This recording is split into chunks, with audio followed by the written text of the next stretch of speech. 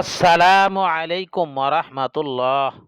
যদি আপনি কোনো সমস্যার সম্মুখীন হন অথবা কোনো বিপদে ফেঁসে যান এবং যদি আপনি চান এই সমস্যার যেন সহজ সমাধান হয়ে যায়, উহা থেকে যেন সহজে বের হয়ে আসতে পারেন, এই বিপদ থেকে যেন আপনার মুক্তি মেলে, তাহলে প্রত্যেক দিন নির্দিষ্ট একটি সময় এই আমলটি করবেন।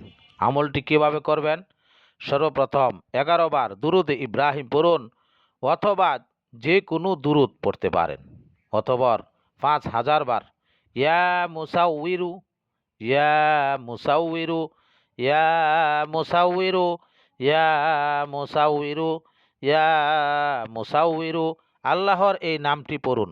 অতঃপর শেষে আবার 11 বার দুরুদ ইব্রাহিম পড়ুন, বা যে কোনো দুরূদ শরীফ পাঠ করতে পারেন।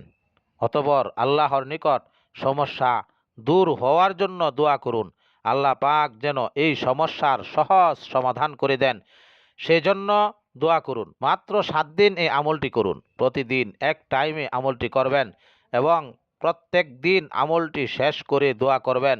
ইনশাআল্লাহ সকল সমস্যার সহজ সমাধান হয়ে যাবে।